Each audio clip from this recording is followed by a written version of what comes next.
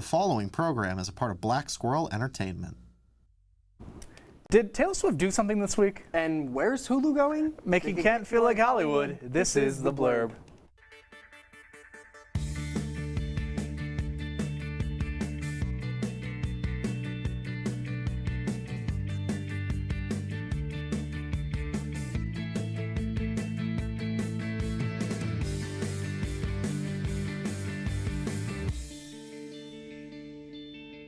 Welcome back. I'm your new chairman of the Tortured Poets Department, Rocco Grassi. And I'm the guy living the life of a showgirl, Nicholas Keller. I have news for you, Nick. Taylor Swift did do something this week. Did she? Yeah, I get didn't this. notice. I learned this. The Showgirl of the Month, Taylor Swift. Yeah, she released her album this last Friday, Life of a Showgirl. Well, the reception on the internet has been very mixed. In an interview with DJ Zane Lowe, she dives more into the reception of her new album, saying, quote, "I welcome the chaos, the rules of the show business as if it's my first week of my album release and you're saying my name or album title, you're helping. I'm not the art police. I have such an eye on my legacy when I'm making my music. I know what I made, I know I adore it," end quote. So the cast and I will have a lot more to talk about on this album. We're very excited to dive into our thoughts. But I just thought that was interesting. Yeah, no, that is really interesting. I definitely have a lot to say about it. No, I agree. I agree. Yeah, but I'm wearing my showgirl colors. It's very Dolly Parton. Yes. Yeah, because that's who we're celebrating. Disney Plus and Hulu will have a unified streaming app in 2026. As viewers may have noticed, several shows have become available to stream on both platforms over the last few years. Fans will see even more integrated content as Disney announced that Hulu and Disney Plus are fully integrating into a new unified streaming app. In June, Disney became the official sole owner of Hulu and later announced their tentative plans with the streaming service. They said, quote, "Today, we're announcing a major step forward in strengthening our streaming offering by fully integrating Hulu into Disney Plus," CEO Bob Iger and CFO Hugh Johnson said in a quarterly earnings meeting. Per Variety, the unified Disney Plus and Hulu streaming app experience is expected to be available sometime in 2026, although Disney executives did not disclose the exact date. I hope they merge with like Netflix and Apple TV Plus and they form one giant thing called, like, we should call it cable. I think that'd be kind of cool. Yeah, that's got a good ring to it, right? That name? Just thinking. Yeah. Well, last semester we covered rapper and producer Sean Diddy Combs and his arrest. And since then, the trial has happened, and as of last week, we now have a sentencing update. Combs has been sentenced to 4 years and 2 months in prison and a $500,000 fine on 2 counts of transportation to engage in prostitution. From CNN, they reported that Combs begged the judge for mercy, calling his actions disgusting, shameful, and sick. After all of that, President Donald Trump confirmed on Monday that Diddy requested a pardon.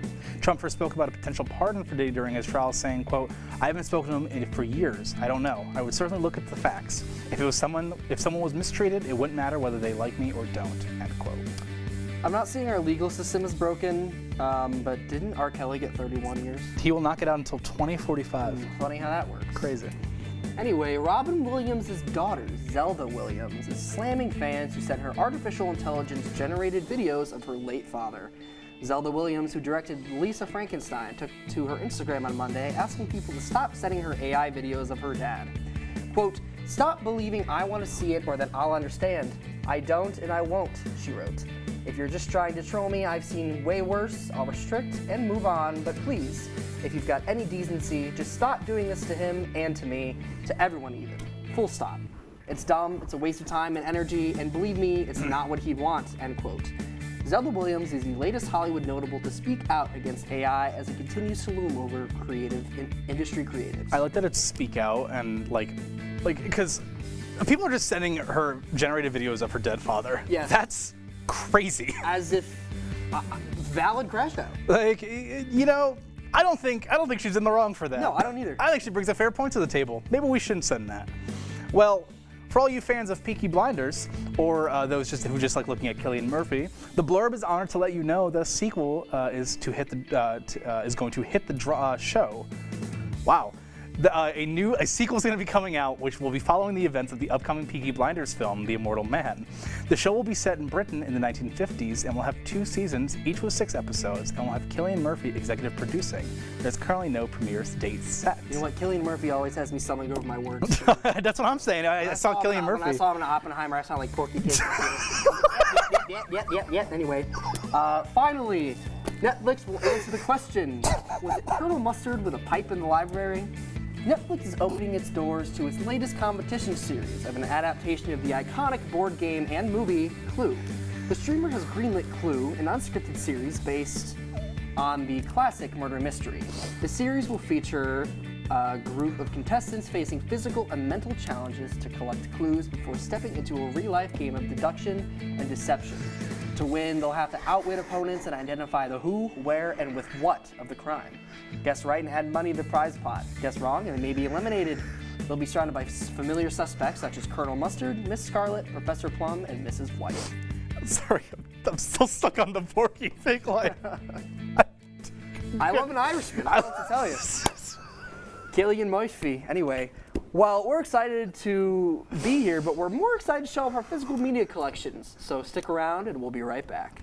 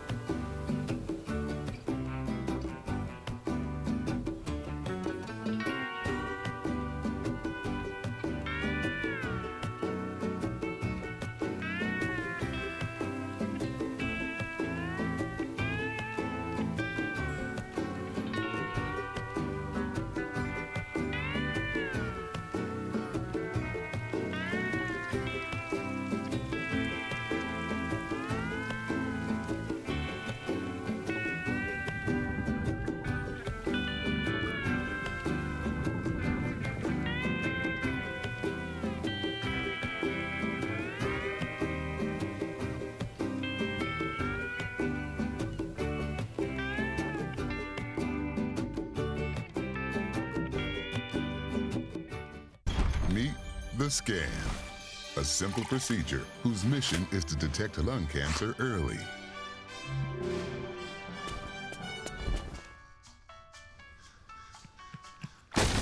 I'm here to save you!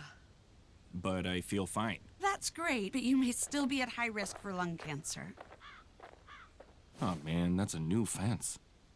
If you smoke, early detection could save your life. Learn more at savedbythescan.org. At Kent State University, student athletes from around the world find their home away from home. My dream has always been to come to the United States and play basketball on a college level. I'm gonna be the first graduate in my family. It's a big thing for me. The faculty members here at Kent State are incredible. I feel like Kent State, it has all the opportunity in the world. Northeast Ohio is the ideal place for them to excel athletically and academically. From the moment they arrive, students are surrounded by a network of support that helps them thrive and achieve their dreams. We are a family, so helping each other out is one of the most important things. Straight away, I knew I had people that I could count on. As soon as I got here, between coaches, friends that I met pretty early on, I feel like this is a second home now. This is the place. This is it. Coach Starkey, he always asks about how you're doing. Our coaches are so supportive. They make you better athletes, and so many of those qualities are transferable. You're going to come out of here being a successful student athlete. The solo stage where the player spends most of it being hunted down by Infinite. The weapon that performed the best here was the Drill Wispen. Its ability to... He finally is like, I get it now. I get it. I have worth because I'm me. Yeah, and I really liked it a lot. Like, I'm not... What are you staring at? How do you know it's me? No.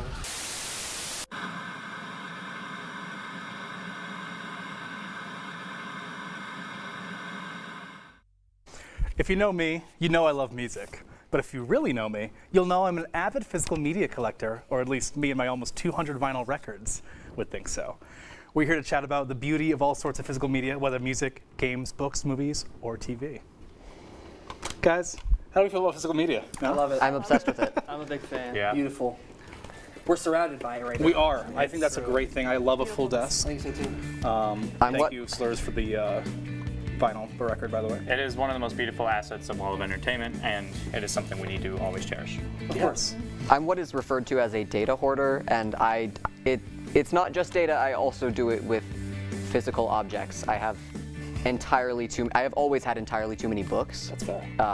And that applies to just about everything I own. I'm very curious, what started your guys' collections? Was it books? Was it DVDs, CDs, records? I accumulated a lot of DVDs when I was a little kid. and I kind of just kept them, Yeah. and I kind of just upgraded. Okay. Yeah. I'd say for me, probably like collecting vinyl, since my mom already had like a lot of soundtracks. She has the original Grease soundtrack. Okay. I absolutely love it. And like just going to concerts in general, even when the artist signs it, it just makes the experience a lot better. 'Cause Yeah. it's like something more memorable, and it's something you get to bring home with you. For sure. So, yeah. It's a souvenir with a use. Right? Yes. Exactly. I love those. DVDs. DVDs. No, not in there. Why? I'd probably have to say specifically like video games. However, because that's probably the biggest collection I Your do collection have. is vast. I've seen a picture of it. Yes, but since then I have of course upgraded to DVDs, CD, vinyl, all that jazz. Yeah, I have many a different kind of physical media. I have vinyls, CDs, DVDs, books. I would say you guys have, I know you two especially have me more topped for like a lot of like other medias. I know Yeah. I got the records kind of solidified, but like. I'm not like rubbing it in. I'm just No, like I'm really curious, I please. just have like a bunch of different kinds. Yeah. So. I mean, growing up, my parents, like, especially I think my dad, we had like these shelves in like my childhood home. It was like ceiling to like 3 feet off the floor, and they were just like packed with DVDs and CDs. A lot of which we actually no longer have because we had a house fire a few years ago. So a lot of those we just don't have anymore, but we do have some that have survived that particular event. And I definitely have borrowed a lot of my dad's CDs. Yeah. I do think it's really interesting that I think a lot of people are kind of coming around to the idea of physical media, especially with like living in a streaming service age. Because vinyl's only had a huge comeback In like early 2020, yeah, for sure. And it's like, it's really interesting to kind of see how that's shifted and how like a lot of people are kind of resorting back to that, especially.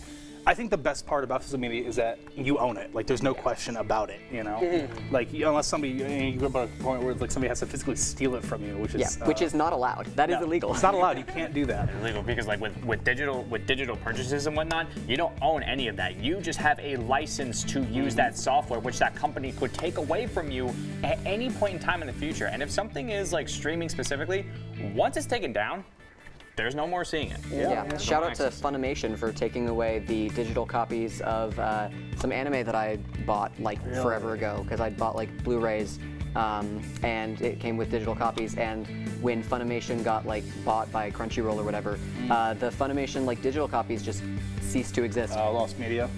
I'm really curious if you guys have like a prized possession or like the item in your like physical media stuff that you're like, this is mine. Like I love this. Just, yeah.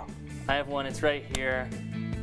I don't know if you guys can zoom. I'm not going to move it, but it's the Criterion collection of Twin Peaks Fire Walk with Me. Under the Calico Critters. And I think, yes, right here. And I think it's really good because I don't know if you know this about me, but I like Twin Peaks. Oh, really? Yes, and I never love David guessed. Lynch. And the thing about Fire Walk with Me is that it's my favorite thing out of the Twin Peaks like stuff. But there's another, there's a whole other movie called The Missing Pieces, which is just another hour and a half of alternate / deleted scenes that you only get really with this. It's not on streaming. Yeah, that's a really great point. Is that there's a lost art now to like extras, bloopers, bonus reels. A lot of like the early Pixar movies had blooper reels where they like physically animated them. Yes. Like, something else that is like kind of a fall from grace, I'd say. DVD menu screens. Yes. Used to be so cool, and now they suck. Oh, like the dancing in Superbad. Yes. Dude, yes. Now they suck. Right? I found this like screensaver that I had like briefly used on my laptop, and it was like, I think it was specifically like the DVD menu for Finding Nemo.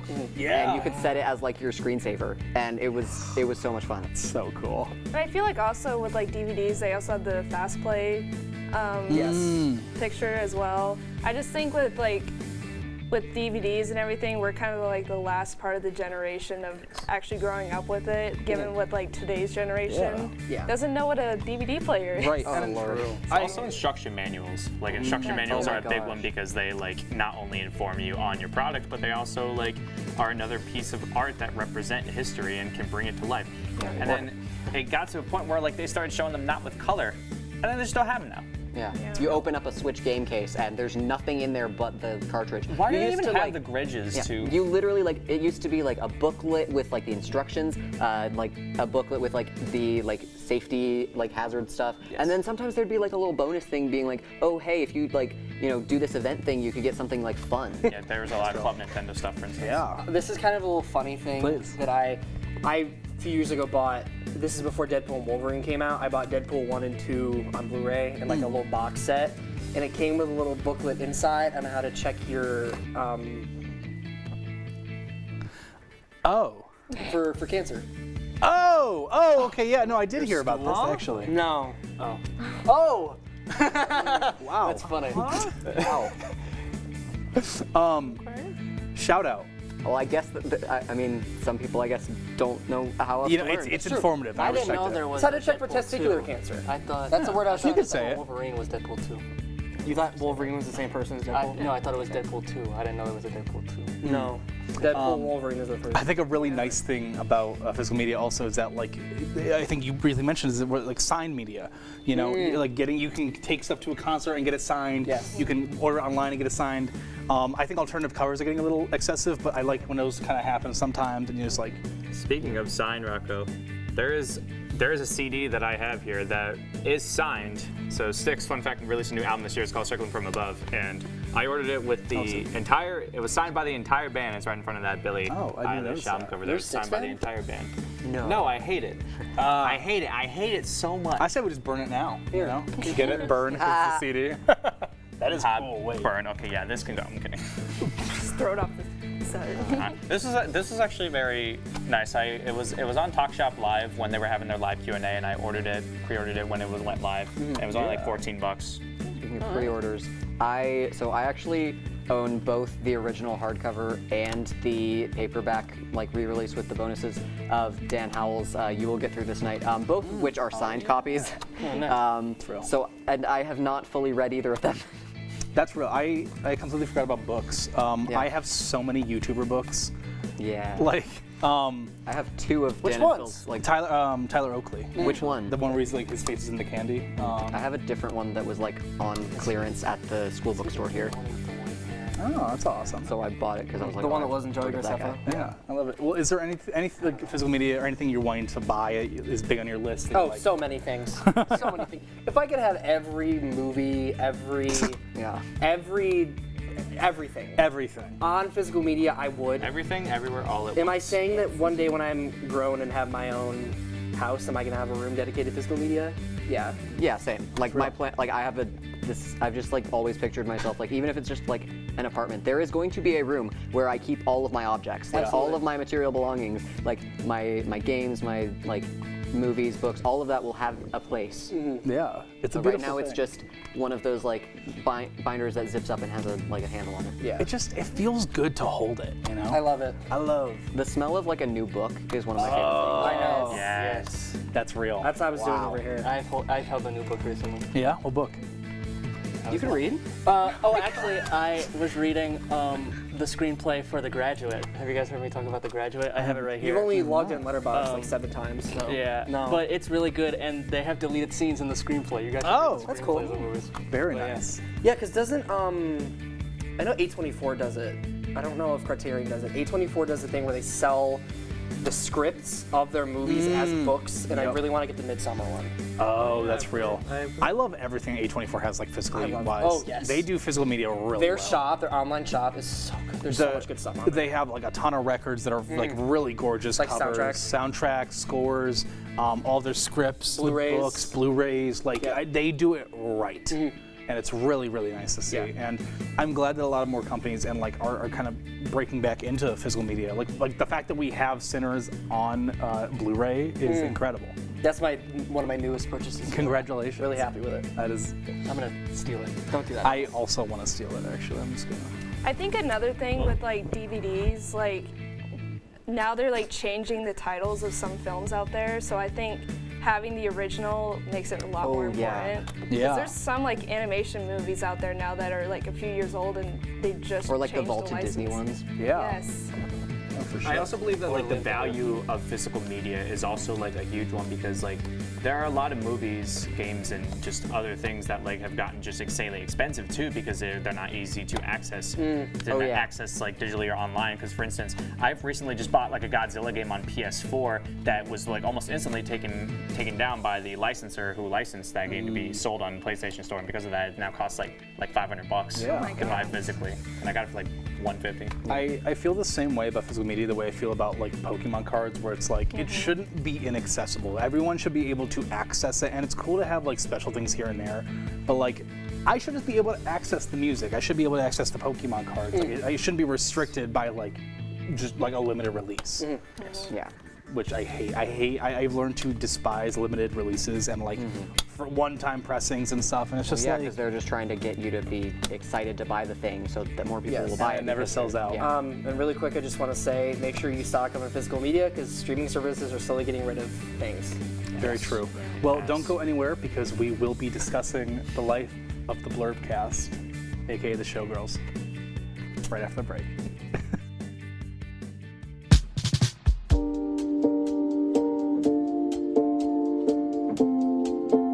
I like it a lot, actually. Do you have a favorite track? Probably the last one, Life of a Showgirl. Yeah, that's a good one. Are you a Sabrina fan? Not really. I've listened to her new album, but I'm not like a huge fan of her. Have you seen the movie? I have to ask. No, I have not. All right, well, thank you for your time. Appreciate it. Did you listen to Life of a Showgirl? I did. And then what did you think of it? Mixed feelings. Okay. Do you want to elaborate? I think that a lot of people said that it could be a sister album for Reputation, and I just don't get those vibes. I think this was not her best work. Interesting. See, I feel like it could be a sister album for Midnights, personally. That's an interesting take. Do you have like a favorite track or like a favorite few tracks? I thought Cancelled was pretty good. Like, that would probably maybe my favorite one because it kind of reminded me of Rep, but like, I don't know, it just wasn't my favorite writing. Yeah, no, that's fair. Do you have a rating, 1 out of 10, that you could give it? I'm gonna say a 6. Okay, that's fair. Then I have one more question. What is your favorite album? Like, I'm assuming not including this album. Probably the sister albums, Evermore and Folklore. Those are my favorites. Good answer. Well, thank you so much for your time. All right, so have you listened to the new Taylor Swift album? Yes, I have. And then what are your thoughts overall? I thought it was terrible. I think her old music used to be pretty good, like Folklore and Evermore, but ever since then, her music for me has just gone downhill, so. Okay. Do you want to explain why? Like, what's your criteria? I'm curious. Her lyrics are terrible. They just don't make sense to me anymore, but that's just my opinion, so. That's fine. You know what? You're entitled to your own opinion. I appreciate your honesty. I have one more question. Have you seen the music video for it? I have not, no. Okay. Maybe watch it. Maybe it'll change your mind. Okay. Who knows? We'll see. Okay. All right. Thank you so much. Thank you for your honesty. Have you listened to the new Taylor Swift album? Yes, I have. And then what are your overall thoughts on it? I thought it was pretty good. It wasn't my favorite though, unfortunately. I liked Tortured Poets a little bit better. But I thought like as a whole it was pretty good. Okay, and then do you have a favorite track on it, do you think? I think right now Fate of Ophelia, just because that's the one like I'm hearing the most on like TikTok and stuff, and I like the dance that everyone's doing.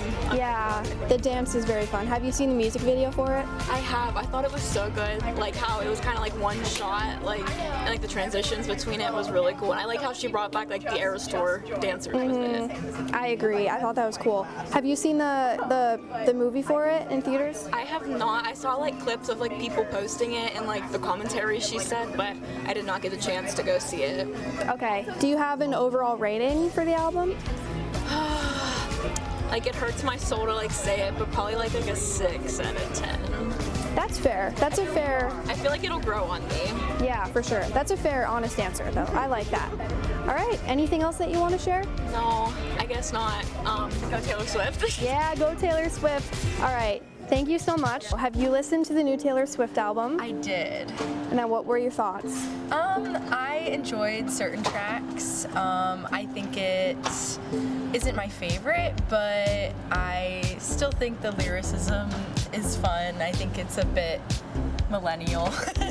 But Yeah. I enjoyed parts of it. I'm not like a huge Swiftie, but I thought the whole discourse about the like Charlie XCX versus Taylor thing is a little crazy. I feel like art is like one of those, you know, places where you can safely express your feelings. And so I don't like how we're like pitting two pop stars against each other. Yeah. It's like, is it ever really that deep? I totally agree. And wouldn't you rather have them make songs about each other than like starting a whole bunch of other crap, you know? Yeah, no, I totally agree. People just want people to fight, you know, it's not necessary. I mean, they might be fighting, who knows? But also it's like, it's art. I think that's the purpose of art. That's a really good answer. Do you have a favorite track? I don't know. I think I need to give it a few more listens before I can like, pinpoint one. But yeah, I hope that the people who enjoy Taylor Swift are enjoying it. And yeah. All right, awesome. Thank you so much. Have you listened to the new Taylor Swift album? Yes, I have. Okay, what are your thoughts? I love it. I feel that people are hating against it because it's not like her older music, which was sad. Now she's in a time of her life where she's happy, she's engaged, she's about to get married, so I think she went to reflect on that in her new album. I love it. The Fate of Ophelia is my favorite song. Yeah, and I really do like the album, actually. I think it just takes some getting used to. That's a good answer. Did you see the music video? I did. I loved it, and it was all of her dancers from the Eras Tour, so I love that. Yeah, I know. I love that too. Can you give me a rating, 1 out of 10? I would give it like a 7 out of 10. I'd say it's not my favorite, but it's not like at the bottom of my list. All right, that's a good answer. Anything else that you want to add? I love Taylor Swift. That's all. Yeah. Thank you for interviewing me. All right, of course. Thank you so much.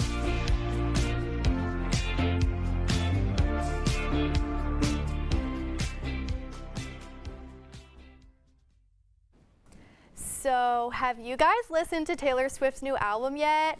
I absolutely loved it, and I've already listened to it like 8 times and counting. But I'm also biased because if Taylor Swift released like 30 minutes of like static or like some random like rearranged sound effects, I would still be streaming that. But what are all of your thoughts? I really like it. I'm gonna say it. I'll be the first one to say it. I like the album. As you should. I really liked it. As you should. I think it's her weakest album yet. I agree. Do you really think so? I do think so. Or is this rage bait? No, this is real. Crazy. This is real. That's crazy. It's 5 Swifties versus Nick. I'm a Swiftie too. Why did you think Include me. Why did you it's not as like lyrically or even musically as good as her like earlier musically stuff. and lyrically? My thoughts on it, I feel like a lot of people are being super hypercritical about like her lyricism and all of that stuff. I don't think it's, I also have been remaining off of the internet for like as long as I can recently, in that like, it's not that deep to me, that it's like, I think it's just a fun little album, and I think there's a hyper sensitivity on Taylor Swift because of who she is, and because she's been so much in the media in the last like 3 years, and it's all we've been like getting from her.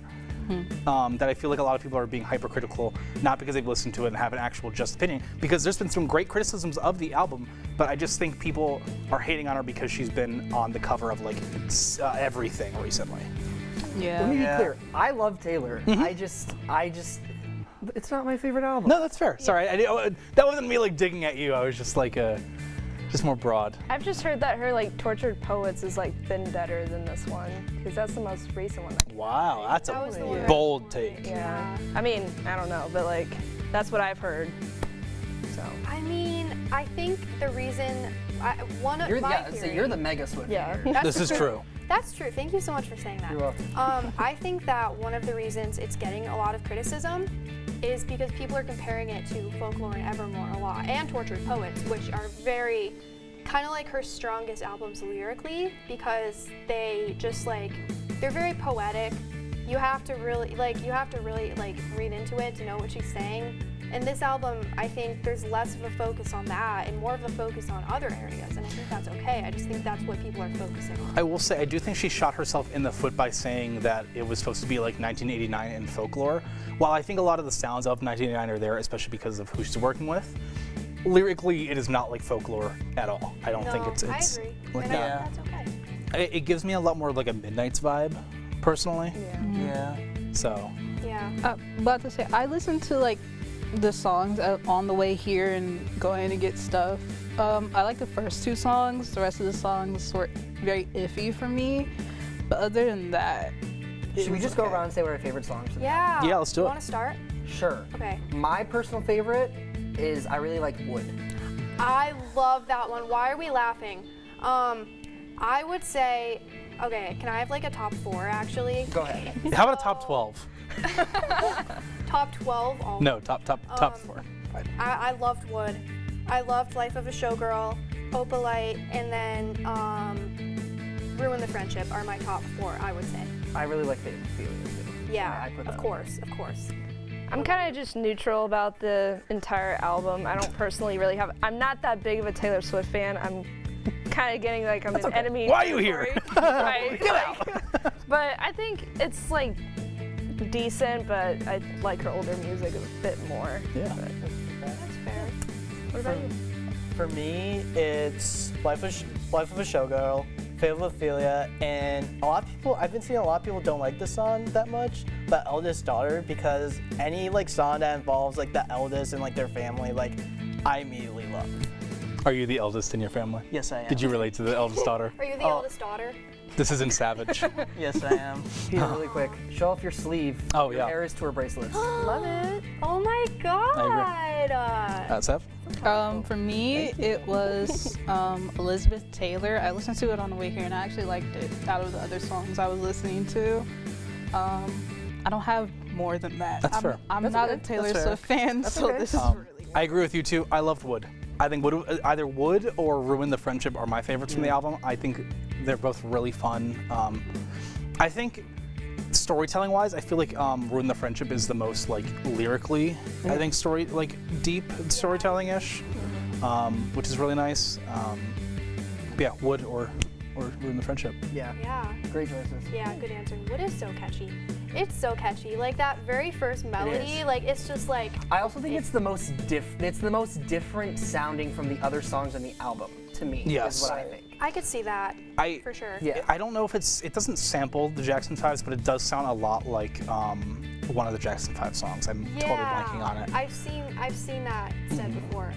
I think if I had to choose a song I think is most different, I would say Eldest Daughter, because that's like her ballad. That's like her slow song. That's true. I learned, I've kind of just been getting into Taylor Swift for the last couple of months. I've learned that I think it was just usually her track 5s are her sadder songs. Yes. Well, most vulnerable. Okay. I feel like Eldest Daughter felt like the most out of place one. It wasn't like jarringly different, but compared to every other thing, I feel like every other song was very upbeat, poppy, like bow bow bow. And while Eldest Daughter wasn't like a somber, like sad song, it kind of brought down the vibe a little bit, and then like we're back up after that one. But yeah, it completely threw me off. That was one of my least favorite songs That's fair. on the album. Interesting. See, I think it's okay for albums to have that kind of thing. No, yeah. Like dips, you know? I think so. I just think that it wasn't placed the best. Like I think that there were different songs that you could have put it in between where it would have flowed better. You know what I mean? Yeah, but you know why it was placed where it was? Have you seen what it looks like when you take the track list and you put them in order? Do you know what I'm talking about? It makes the shape of the Eras Tour stage. So the Eras Tour stage is shaped like the stage, and then it gets thin, and then it makes a diamond, and then it goes out, and then it makes a rectangle. And if you take the tracks, you put them in that order, it literally makes that shape. This is true. I didn't know this. Look it up. Yeah, on physical media, I believe you. all those formats you can. That is true. Actually, I did hear about this. Yeah. Which is kind of cool. It's crazy. Yeah. Yeah. But yeah, what are your guys? Did you guys? I know some of you guys saw the film. Yeah, Peter and I. Because some of you guys, you did. I saw you guys. Yes, we were in the same theater. Yeah, I know, that crazy. was fun. Unintentionally. And Good Coleman times, and am I right? Anne-Marie, we all went and we ran into them. It was super fun. What about you guys? Did you guys see the movie? I did not. I No. did not. Okay. What did you guys think of the movie? I liked it. I thought it was cute. I think that, honestly, I think that it's something that she should maybe do for the rest of her albums. Yeah, Like, I'd go see it. Every time Let's she say- drops an album, I would go. I'll go. I enjoyed myself. I saw your Letterboxd review of it, and I agree. I feel like it's one of those things where it's like a lot of artists can do that more. It's interesting. It's fun. It's like the physical media thing where it's like you can go and see some behind the scenes stuff, exclusive stuff. Yeah. It's really cool. It's fun. I do really like the Fate of Ophelia music video. Yes. Which seeing that on the big screen was what the movie was. They played it twice, and it was really cool. Yeah. That's awesome. I think it's great for like bringing the like community community together, and it's just like fan interaction. Yes. Because when I first got hired at my job at the theater, my first opening was the Eras Tour film. Oh, wow. So it was I bet great. that was a fun week. Oh, Right. It was. Yeah, that But was crazy. it was just great seeing everyone come in. It's almost like a flashback movie of like even Star Wars or something. It's just great to see and Fans like, and- yeah, just fans coming back and just like bringing back the theaters again, because we all thought they might have gone away after COVID, but they're still here. So Yeah. that's my thoughts. Yeah, I know, totally. Well, that is all the time that we have for now. Tune in after the break to hear us complain about awful album covers, and go stream The Life of a Showgirl. Brush, brushy, brush, brushy, brush, brush your teeth. Every day and every night. Now it's your parents' turn. Here's what you gotta do. Let them have your toothbrush so that they can brushy brush your teeth. Great job, you're almost done. 5, 4, 3, 2, 1. That's it. Help your teeth stay healthy. Brushy brush with a grown-up every day. Many Olympians have launched their careers at Kent State University. In track and field, veteran coach Nathan Fanger has propelled 2 star athletes to the Summer Games. Following in their powerful footsteps is Olympic hopeful Gabby Bailey. Gabby's high school coach knew Kent State would be a perfect home for the Jamaican star after seeing the success of one of his former athletes, Olympian Danielle Thomas Dodd. Kent is a good place to grow because the environment here is unmatched compared to other schools. It's not just a good place for athletes, it's a good place for everybody. Everybody feels supported here. Coach Fanger helps Gabby grow athletically and academically. We want to go win conference championships, and we want to see people's success outside of track and field. But to get there, you've got to be able to be supportive through the whole process, right? I'm there essentially 24 hours a day, 7 days a week. It's like an experience that you probably won't get anywhere else. And it's just a feeling of being welcome all the time.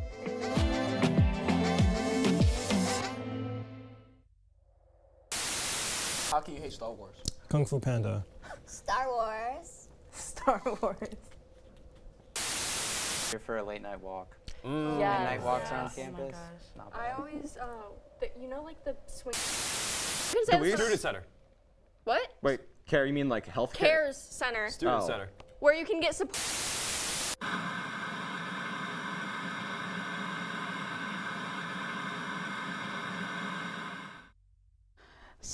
Someone didn't follow theme. Anyways, we love the artists we listen to, like Bruno Mars, Bad Bunny, Taylor Swift, Conan Gray, and more I don't have time to name. Today, I'm here with Brooklyn, Sam, Coleman, and Rocco to talk about album covers we didn't like compared to others.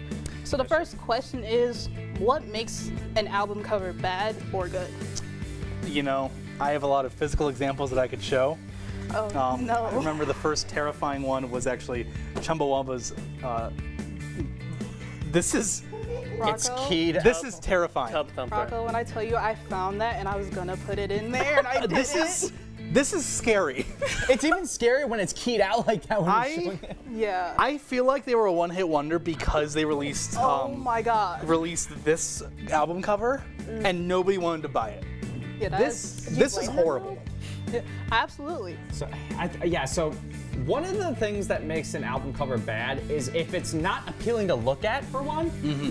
Truth. And also if it doesn't represent what the album, like, authentically is supposed to be when you get into it. This just makes me look like I'm looking at a horror sound. You bring up a really great point. I think a large part of album covers that what makes them so special is that they are meant to encompass an entire album. You know, it was for physical media, shout out, and it was meant to represent your entire body, which is why I think Taylor Swift's "Life of a Showgirl" album cover isn't very good because. Yeah. I don't really get the album cover that much. I get it's supposed to be like the pain, the fate of Ophelia, but it's like, I don't think any of the songs truly match the vibe that this album cover has. It doesn't feel right to me. Yeah. I would agree. That was when just talking about awful album covers, this was actually the first one that crossed my mind. I think because it is very relevant. It's like very new, but yeah, I think it's very busy. I think it's not appealing to the eye, and I'm a fan of hers. Like, I'm not trying to diss her, but it really was not the best creative choice in my opinion. And she had so many other photos she could have. Yes, and they made were the so album much cover. better. Yeah. Yes. They were better, but I also don't think they fit the vibe either. I was gonna say I think they fit the vibe because they're boring. I wanted to say that. She loves Taylor Swift, if you can tell. Yeah. One I would like to talk about instantly is there was a group called The Coop, and they had theirs was called Party Music, and in the background they have the Twin Towers. And an explosion. So what do we think about that? What do I think about that? Wait, when did it come out? Do we know? Around Guess. Before or after? It came out before. I was gonna say Oh! before. Yeah. Because Sorry, I'd like to apologize to Sam. They just photoshopped the explosion. Yeah. Oh, okay. Okay, I thought this was like a post. So it's like a Nakatomi Plaza type deal. Okay. Then I think it's fine. When I think of bad album covers, I think back to my childhood and what creeped me out. And what creeped me out was the eyes on the Beatles' Revolver album. Rocco, I love you. I was gonna put this photo in there. Why'd you look at me like that? Huh? Look at him. That's scary. 2 for 2 on the fear factor. Yeah. Yep. You know, so we talked about the fear. We talked about fear factors. We talked about blatantly just messed up factors. Yeah. I would like to talk about factors of albums that like just have. For one, this album is just, for one, has a very confusing title of what the tracks are supposed to be on it, and the background of it is just very weird. I specifically refer to REO Speedwagon's You Can Tune a Piano, but You Can't Tune a Fish. For one, I'm not sure why it's called that, and secondly, it is literally just a fish, but like the two hook, because like it's a fish, it's like got like looking up on it, but like it's supposed to have like 2 like hooks or something like that, but it just looks like rays or beams of like sunlight or something. It's not very good. It's very ugly. It is ugly. I think it actually got featured in like the early '80s on something, not of MTV, but I'm pretty sure MTV highlighted it or some award show highlighted it as one of the worst album covers. Like, look at that. What is that supposed to be? Yeah, that's horrible, actually. Like, what is that supposed to be? But I'm pretty sure that got highlighted on like worst record names and worst record cover something covered by someone. I believe it. On Rolling Stones, it was the worst covers. While we're in this decade, oh God, I would love to mention Creed's Weathered, not because it's like scary, but because it's just like, why would they do this? They carved themselves onto the tree and Wait, I kind of love that. No, actually. No, you are wrong. The creativeness of I'm sorry. I guess it's about bad albums, and I do think Coleman sucked, but this one, this one is fun. It's like they're really playing around. Is it fun? Yeah. Sure. Is it ugly? Absolutely. Yeah. I also want to add like, just like more recently, Kanye West and Ty Dolla $ign's The Vulture 2 album cover. They had a lot of pictures I could not put on here, but like it was just the main one. Like, what's going on in that? What is it? It's not giving. I actually think Vulture's 1 is worse, which we cannot show. Yeah. But it's It's like nudity. It's nudity. Yeah. Kanye West just knows how to do some awful album covers. He had a skinned monkey for one of his singles. I think that he's waiting to have like a really good creative break, but he just keeps missing the mark every single time. Kanye West having a really good creative break? Yeah, like he gets like headlines, but like for all the wrong reasons. That's what I would say. He's not like a new artist. I know, but he wants to. Yeah. He's waiting for his big break album to put him on the map. He's got songs, but his albums aren't giving, and neither are his album covers. So. I'd also like to mention another one, but you can vote. No, I think. I kind of didn't like the one. Harder, better, faster, stronger. That was gonna kill me. Stronger. Well, yeah. The one with the bear jumping at the Kanye West one? I don't really like that one. Okay. That's yeah, Graduation was. Yeah, that's a controversial one. I think Vinny would be having your head right now. Well, the cover, I like it, but. Yeah. He's yelling. We can see that. But we can confirm Vinny is screaming. Guys, Limp Bizkit Anyway. Guys, Limp Bizkit has an album called Chocolate Starfish and the Hot Dog Flavored Water. Oh my god. And if you thought that was bad, the album cover is worse. Again. Can I? No. Yeah, go ahead, Sam. Defend it. I don't want you to. Yeah. Please Sam, defend it. please. Let me know your thoughts. I think. Can you not say that it's creative? I think that they work well. I think the Starfish is really funny, and I think that it's interesting that they got away with that. You know what I mean? We're gonna go on to the next thing I wanted to talk about, which is I found a rapper who goes by the name of Lil Flip from the 1990s around there, and he has this, and it's called The Leprechaun. That goes crazy. This is where I can agree with Sam. That goes crazy. A double CD? That's fun. Part of this good breakfast. I kind of like it. Guys. Wow, I was the only one that didn't like it. Guys. Why didn't Lucky Charms have that in their box? That's a lawsuit waiting to happen. Okay, now if it was able to do that. I have an album cover that I was waiting to show you guys. So David Bowie released an album called Reality. So, yeah. Who hasn't been there though? Speak on that. Show your hand. Show of hands. Who has been there? You're being that is a middle. I Let the I audience could pay decide. 100% of middle school. You know what? Message us at the Blurb on Instagram. Let us know. Have you been there? Yes, I've been there. Have you been there? Have you been there? Just let us know. Well. We will be watching. Well, we had our opinions on that, and that's all the time we have to talk about these covers. But next up, Severance. Still haven't watched it myself, but let's see which season is better.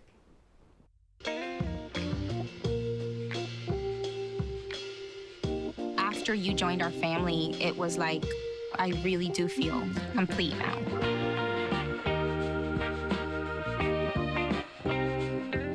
The collaboration between Kent State and the Cleveland Museum of Natural History is a long-standing one. Dr. Aaron's experimental lab is really state-of-the-art. It's known internationally. We can recreate any artifacts from the last 3 million years, and the Cleveland Museum of Natural History has pretty much any tool that ancient people use. So we send our students up here to study those examples so they can figure out how to recreate them. And the collaboration led to incredible discoveries right here in Ohio.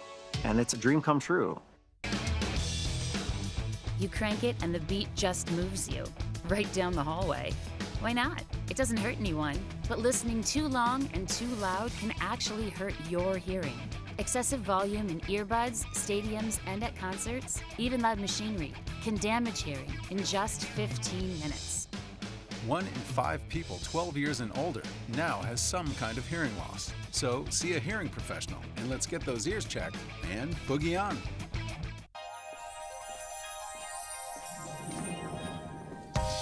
Say with me, imagine what you'd see if every child had a book to read. 'Cause every kid across the nation deserves a book to read, and we can make it happen right now. No, I don't know what you've been told, but kids with books learn so much more. So the mission is for us to get a book to each and every child. So let's join hands, book people unite, unearth hidden passion. Come on, we'll have a good time. Planting seeds of inspiration to motivate some magic. To change the writing on the wall, writing on the wall. And make a difference. One book can inspire a child. One book can be the first thing that helps to change a life. People unite. Read to a child today and spark a lifetime of ambition. Hey, did you know that 2.4 million loving cats and dogs in shelters and rescues need our help to find a home? Go to theshelterpetproject.org and search your local shelters and rescues. Go for a cuddle with your next best friend. Adopt.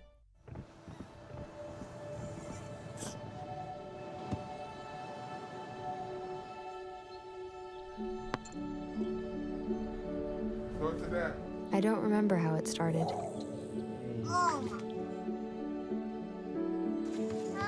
Our back and forth. Victory. Fumble. Repeat. it always came back. Dad! Okay, here we go, throw it! Yeah. You probably don't remember what you told me, That was perfect. but I heard every word. Nice.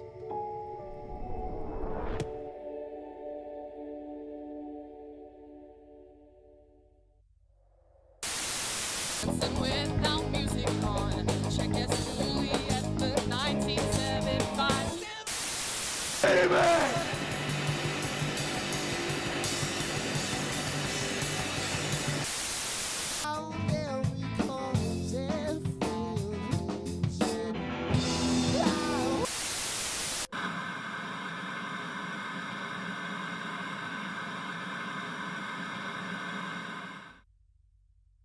Welcome back, refiners. Mark is hot, Helly is hot, Irving's hot. You know, we'll be talking about Severance in this block, and just, you know, spoilers ahead. I am a big Severance fan. I've been a fan since winter of 2023, and I'm very glad that season 2 finally came.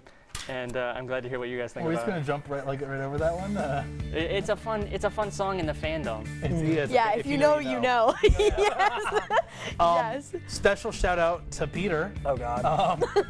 So fun fact, Don't do this to him. I'm publicly shaming him. I have been trying to talk Peter into watching Severance for I think the last 5 months.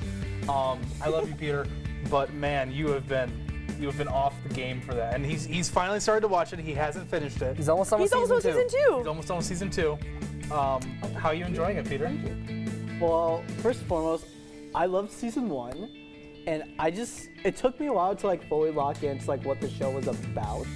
But then once I did, I just loved the entire thing.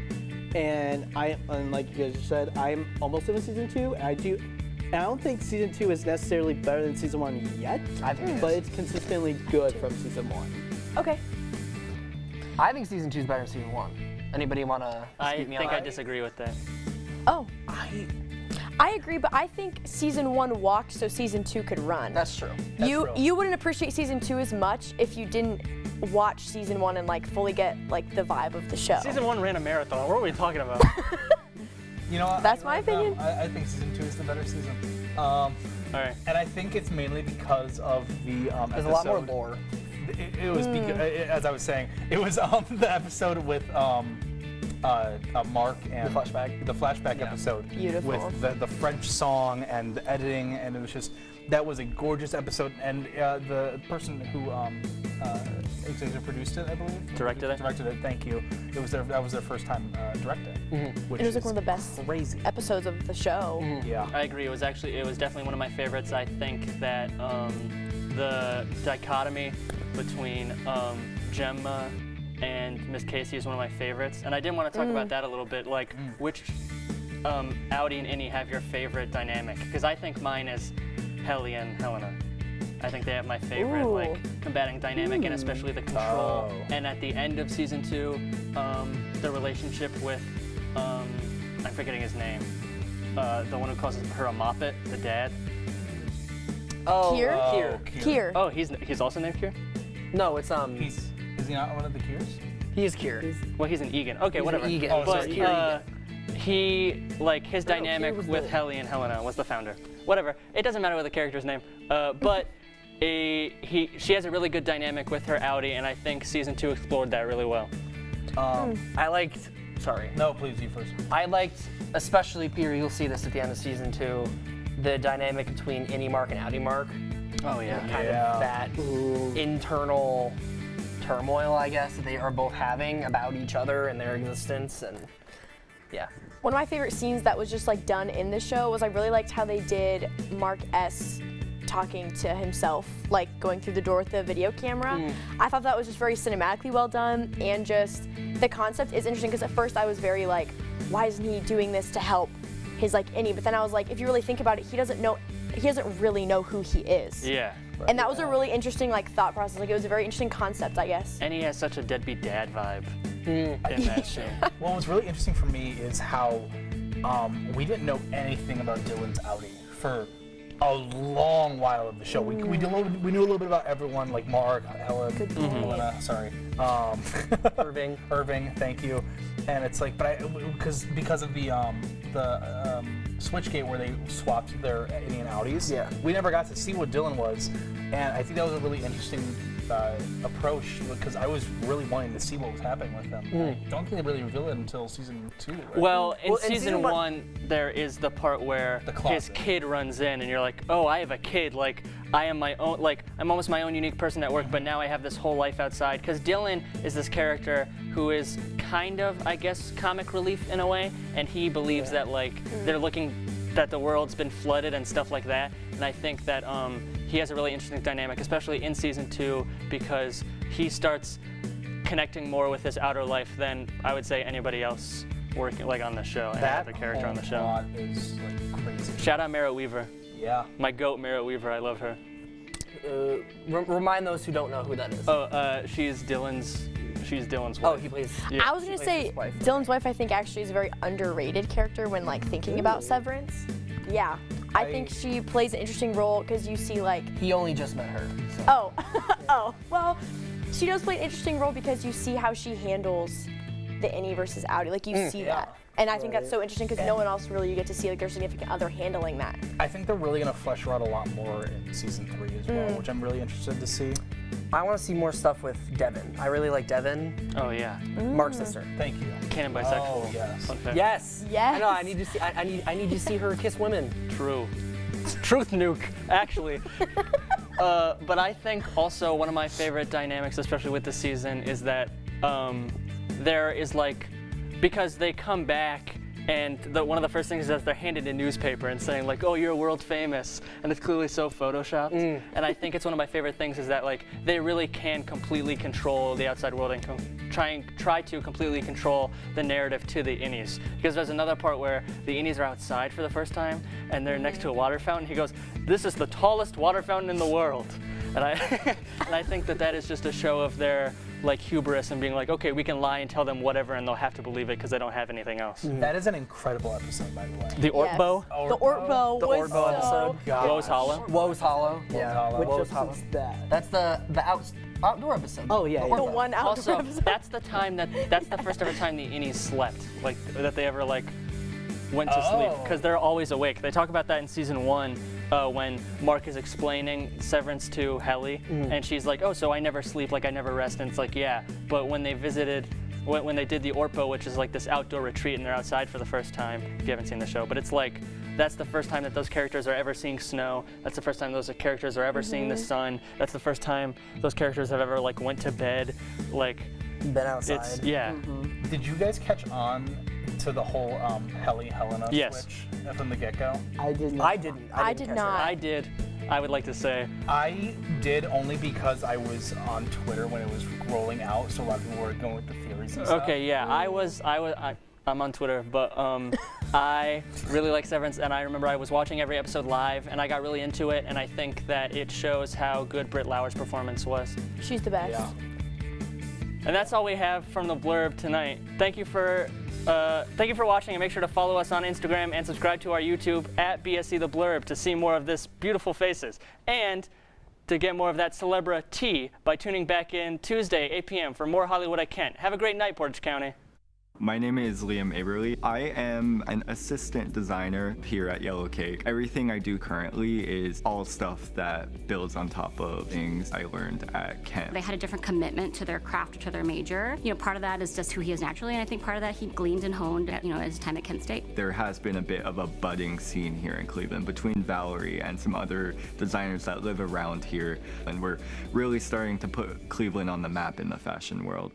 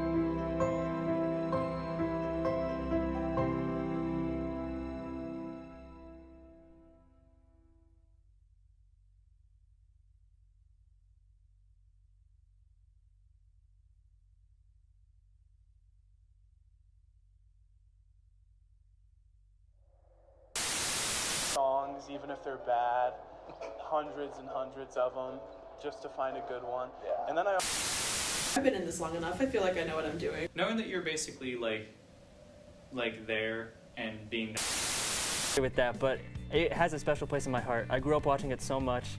Have you guys seen it?